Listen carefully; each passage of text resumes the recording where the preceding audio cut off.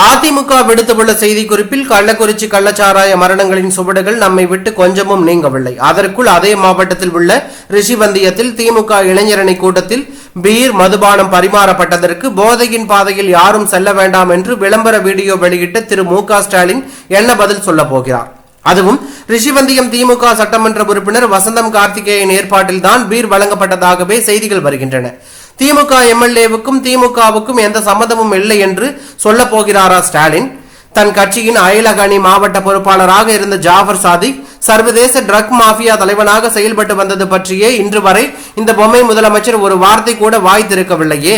அப்படி இருக்கும்போது திமுகவிற்கும் போதைப் பொருட்களுக்குமான தொடர்பையா விளக்க முடியாத இவரா போதைப் பொருள் புழக்கத்தை ஒழிப்பார்? வாய்ப்பே இல்லை. திரு மு.க. ஸ்டாலின் அவர்களே, போதையின் பாதையில் திமுக யாரையும் கூட்டிச் செல்ல வேண்டாம். போதைப் பொருட்கள் பழக்கம் ஒழிய இந்த ஸ்டாலின் மாடல் திமுக ஆட்சி முடிவுக்கு வந்து கழக பொதுச் செயலாளர் எடப்பாடி பழனிசாமி தலைமையில் அதிமுகவின் நல்லாட்சி அமைவதே ஒரே வழி என்று தெரிவிக்கப்பட்டுள்ளது பரபரப்பையும் அதிர்ச்சியும் ஏற்படுத்தியுள்ளது.